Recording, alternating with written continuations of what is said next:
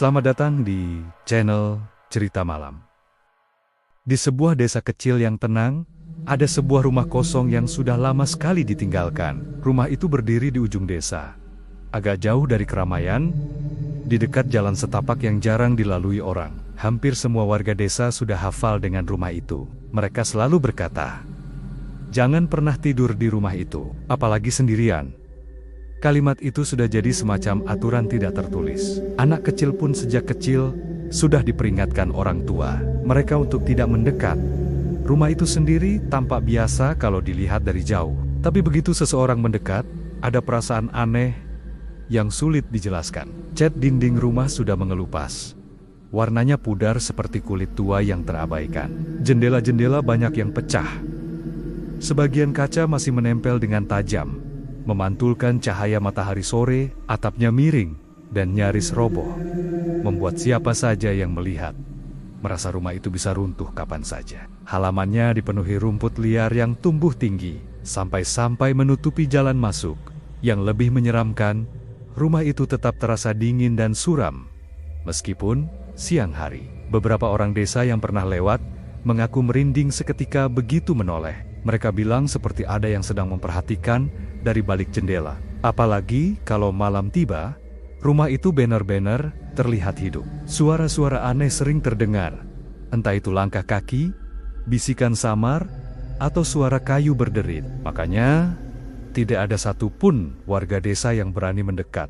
Namun, seperti biasanya, larangan justru sering membuat orang penasaran. Di desa itu ada seorang anak muda bernama Ryan. Ia baru pindah sekitar 3 bulan lalu. Ryan adalah anak kota yang terbiasa hidup dengan logika modern. Tidak mudah percaya dengan hal-hal gaib. Baginya, cerita tentang rumah berhantu hanyalah mitos untuk menakut-nakuti anak kecil.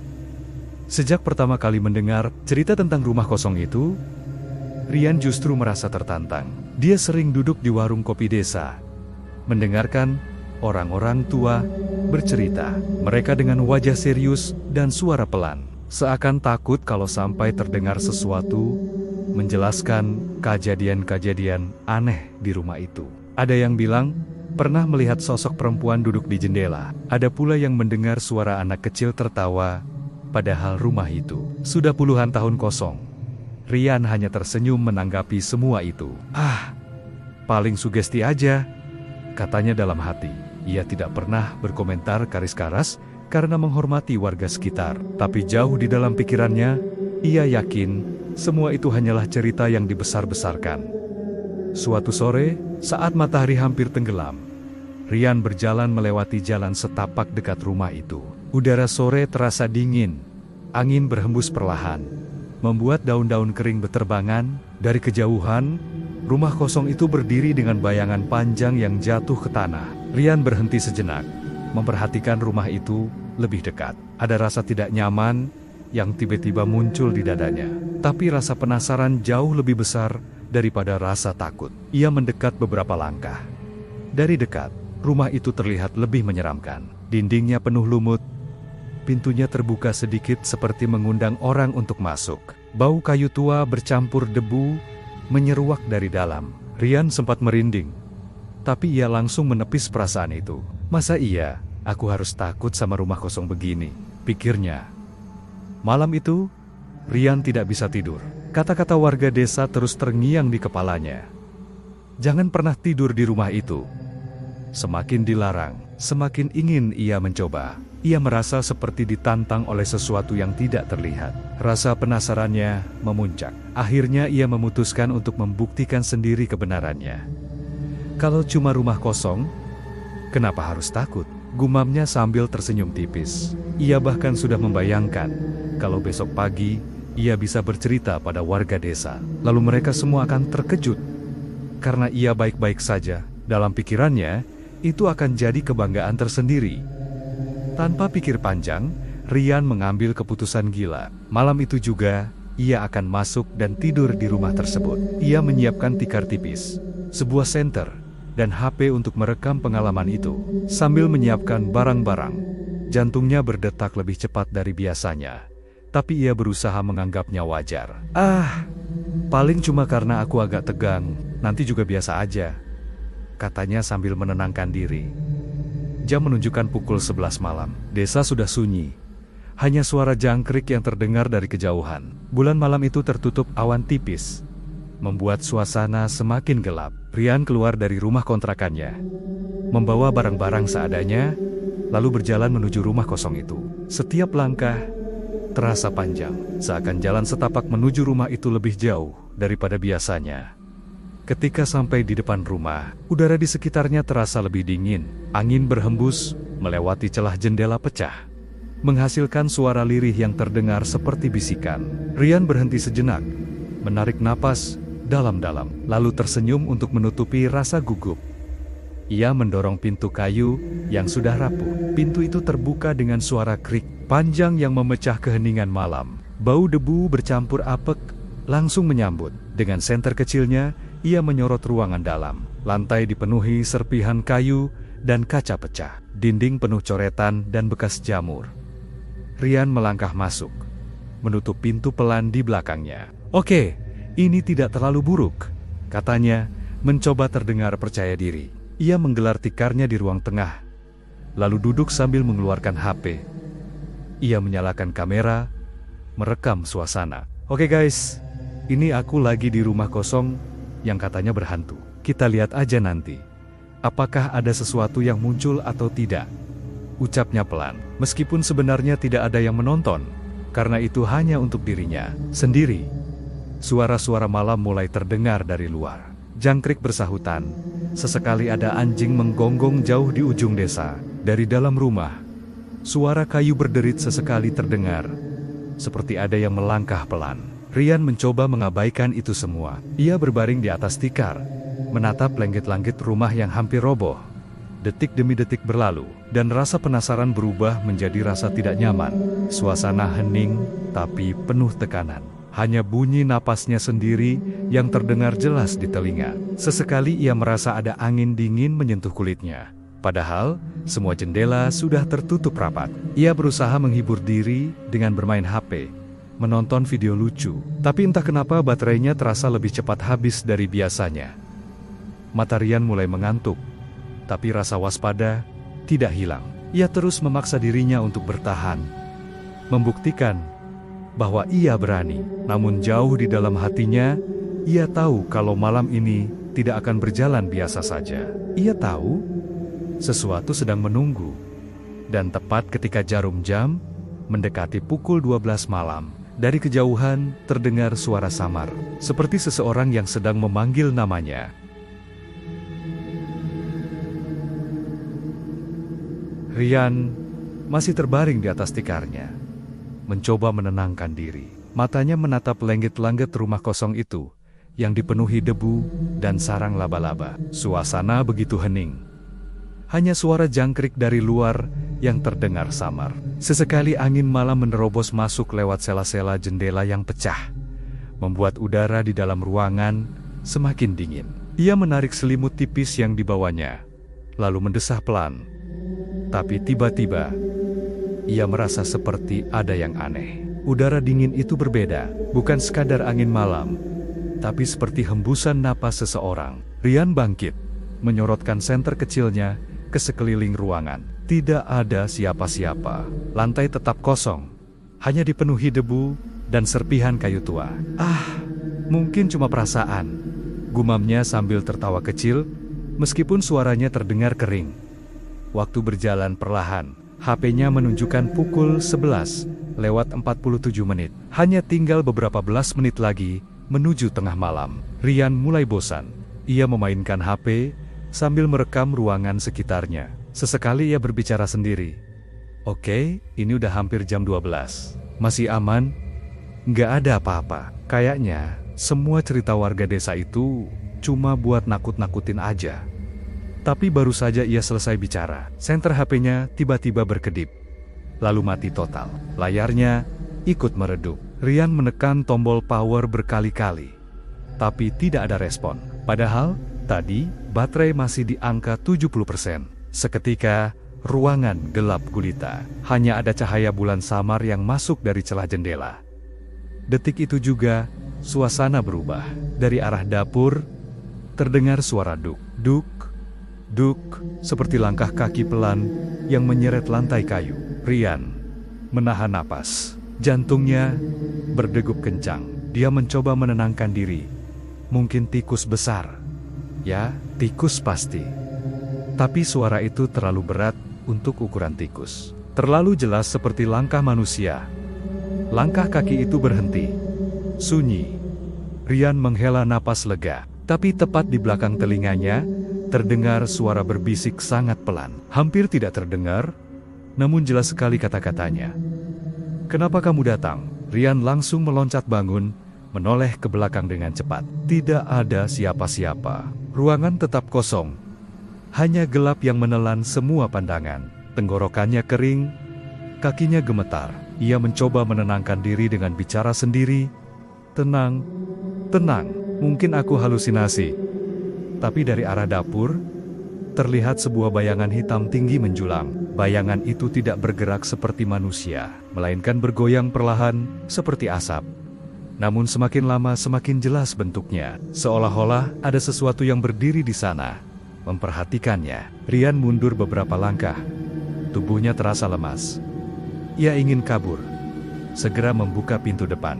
Tapi ketika ia mencoba memutar gagang pintu itu terkunci rapat. Padahal saat masuk tadi, pintu dibiarkan terbuka. Ia menarik, mendorong, menendang tetap tidak bergeming. Pintu seakan benar-benar menyatu dengan tembok.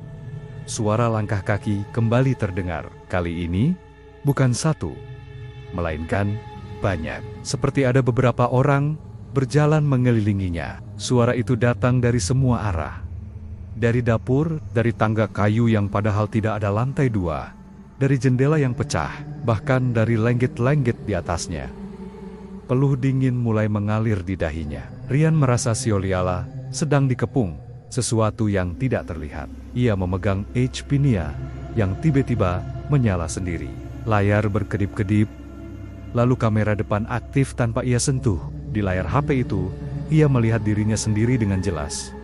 Tapi ada sesuatu yang aneh. Di belakangnya, muncul bayangan wajah samar seorang perempuan. Rambutnya panjang menutupi sebagian wajah, matanya gelap pekat, tanpa bola mata. Rian menoleh ke belakang dengan cepat. Tapi tidak ada siapa-siapa. Saat ia kembali melihat layar HP, wajah itu semakin dekat, seperti mendekati kamera. Nafas Rian terhenti, tubuhnya kaku. Ia menjatuhkan HP Nia ke lantai. Layar retak, tapi tetap menyala. Dan di layar itu, terlihat jelas. Sosok perempuan itu sekarang berdiri tepat di samping dirinya. Rian berteriak keras, namun suaranya tidak keluar. Seolah-olah udara di ruangan itu menelan teriakannya. Ia mencoba kabur ke arah jendela, tapi kaca yang pecah seperti tiba-tiba berubah menjadi bayangan hitam pekat, tidak bisa ditembus. Setiap langkahnya terhenti oleh suara-suara yang semakin keras. Ada suara tertawa anak kecil, suara tangisan perempuan, dan suara orang berbisik bersahutan membuat kepalanya pening. Rian menutup telinganya, mencoba mengabaikan semua itu. Tapi semakin ia menutup telinga, suara itu justru semakin jelas di dalam kepalanya. "Kamu nggak boleh ada di sini. Kamu nggak boleh tidur di sini. Ini rumah kami. Ini rumah kami." Tubuh Rian gemetar hebat. Kakinya terasa berat, seperti menempel pada lantai. Dari sudut ruangan, sosok perempuan itu muncul lagi. Kali ini jelas terlihat. Wajahnya pucat, matanya hitam tanpa cahaya. Bibirnya tersenyum lebar tidak wajar. Ia berjalan perlahan ke arah Rian, sambil menyeret kakinya di lantai. Setiap langkahnya terdengar nyaring. Cek, cek, cek.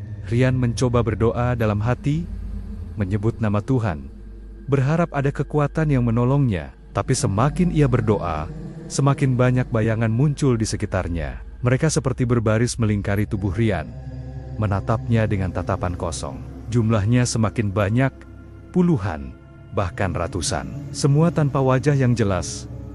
Udara di ruangan semakin sesak, seolah oksigen habis. Rian terengah-engah. Dadanya terasa berat. Ia terduduk di lantai, tidak sanggup berdiri lagi. HP di lantai tiba-tiba merekam sendiri, menyorot wajah Rian yang ketakutan, lalu bergeser, menyorot sosok-sosok hitam yang mengelilinginya. Kamera itu merekam semuanya. Meskipun tidak ada satupun tangan yang memegangnya. Waktu terasa berjalan sangat lambat. Detik demi detik, seperti menit. Rian hanya bisa menatap kosong ke depan. Melihat sosok perempuan itu semakin dekat, semakin jelas. Dari mulutnya terdengar suara berbisik pelan. Namun kali ini lebih keras. Kamu tidak akan keluar. Dan tepat ketika jam di HP menunjukkan pukul 12:05, semua suara mendadak berhenti. Sunyi. Tapi keheningan itu jauh lebih menakutkan.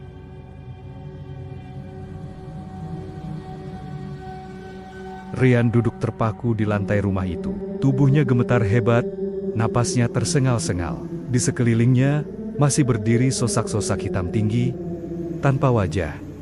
Hanya bayangan kosong yang bergerak perlahan. Sosok perempuan yang sejak tadi mendekatinya, kini sudah berada tepat di depannya. Rambut panjangnya menjuntai menutupi wajah pucat. Matanya gelap pekat seperti lubang tak berdasar. Senyumnya tipis, lebar, dan semakin lama semakin menyeringai. Rian ingin berteriak lagi, tapi suara seperti terkunci di tenggorokan. Dadanya sesak, mulutnya terbuka. Namun tidak ada suara yang keluar. Sosok itu kemudian menunduk, wajahnya hanya beberapa sentimeter dari wajah Rian. Bau anyir bercampur tanah basah, tercium menyengat membuatnya hampir muntah. Lalu perempuan itu berbisik dengan suara parau. Suara yang membuat bulu kuduk berdiri. Sekarang kamu milik kami. Tiba-tiba, semua bayangan hitam serempak bergerak mendekat. Mereka merunduk, menutup tubuh Rian. Seperti kabut pekat yang menelannya hidup-hidup. HP yang tergeletak di lantai, merekam semuanya. Di layar retaknya, terlihat jelas Rian menghilang di tengah pusaran bayangan hitam. Hanya teriakan lirih tanpa suara yang terlihat dari gerakan mulutnya.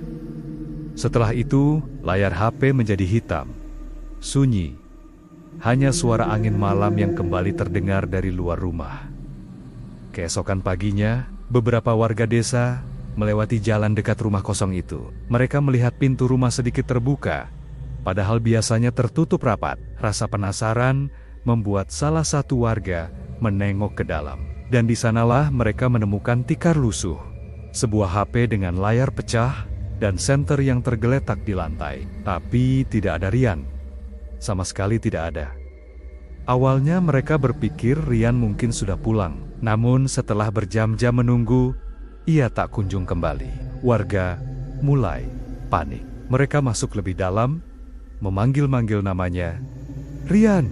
Rian, kau ada di dalam nak? Tapi tidak ada jawaban. Hanya suara gaung kosong dari dinding tua, beberapa warga yang masuk. Bersumpah melihat bekas pijakan kaki di lantai yang berdebu. Jumlahnya banyak sekali. Seolah puluhan orang semalam memenuhi ruangan itu. Tapi tidak ada satupun jejak keluar, menuju pintu. Bekas-bekas itu berhenti di tengah ruangan, tepat di atas tikar yang ditinggalkan Rian. HP milik Rian sempat diambil warga. Mereka mencoba menyalakannya. Dan anehnya, meskipun layar retak parah, HP itu bisa menyala. Saat dibuka, hanya ada satu file video. Dengan tangan gemetar, salah seorang warga memutar video itu. Awalnya hanya terlihat Ryan yang sedang merekam dirinya sendiri. Tersenyum percaya diri, mengatakan bahwa ia akan tidur di rumah itu semalam penuh. Warga yang menonton berdesis. Beberapa bahkan menutup mulut mereka dengan rasa ngeri. Video itu kemudian menunjukkan kejadian-kejadian aneh. Senter mati sendiri, suara langkah kaki, bisikan samar.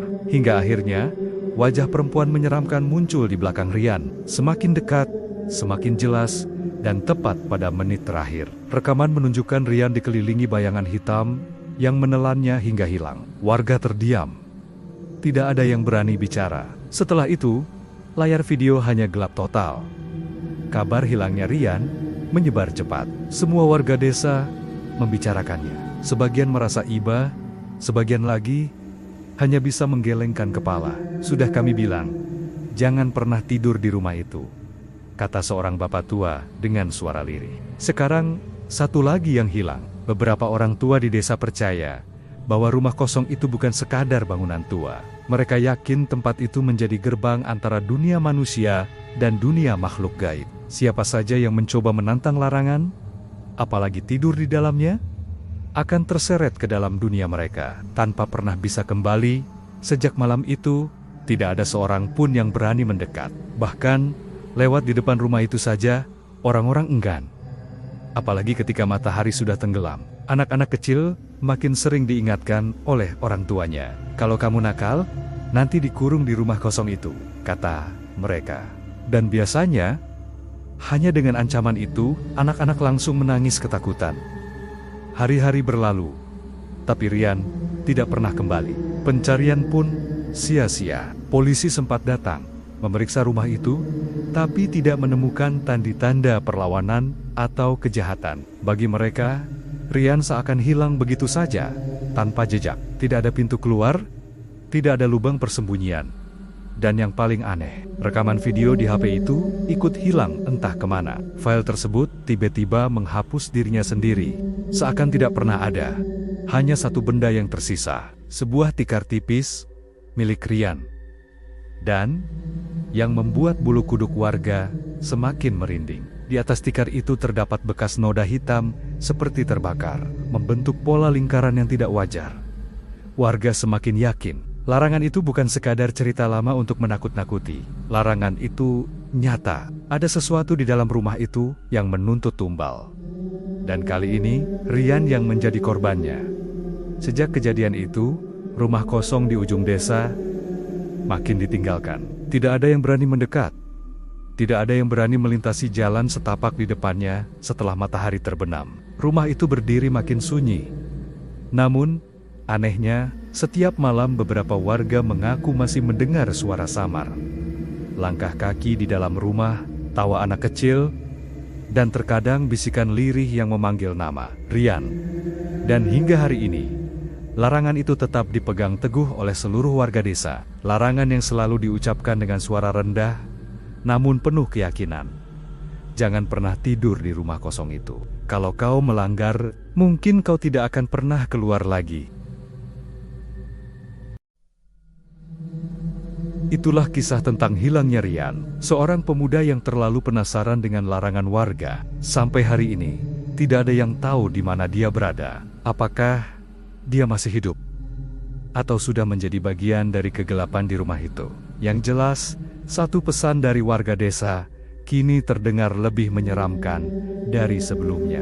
Jangan pernah tidur di rumah kosong itu, karena mungkin sekali saja kamu melanggarnya, kau tidak akan pernah bisa kembali. Baiklah, sampai di sini dulu cerita dari saya. Mohon maaf apabila ada kesalahan dalam menyampaikan cerita. Terima kasih buat teman-teman yang sudah menonton. Mudah-mudahan ke depannya saya bisa menyajikan tayangan yang lebih baik lagi. Saya Doni, pamit undur diri. Sampai jumpa lagi di kisah saya selanjutnya.